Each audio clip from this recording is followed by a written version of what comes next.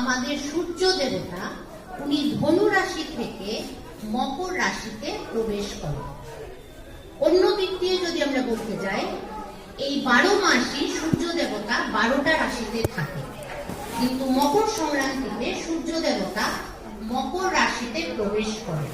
এখানে ছোট্ট একটা কথা আছে, প্রত্যেকটা রাশির একজন অধিপতি থাকে। বলা হয় মকর রাশিতে অধিপতি হচ্ছেন আমাদের শনি ঠাকুর, এবং আমরা অনেকেই জানি না আমাদের সূর্য দেবতা এবং শনি ঠাকুরের মধ্যে বাবা ছেলের সম্পর্ক আছে। সূর্য হলেন বাবা আর শনি ঠাকুর হলেন ছেলে, এবং বাবা ছেলের সম্পর্ক মোটেই ভালো না। তোমরা যে কোনো অ্যাস্ট্রোলজারের কাছে যাও, ওরা এটাই বলবে সূর্য এবং শনি যদি এক গ্রহে থাকে বা এক জায়গায় থাকে কুষ্টিতে,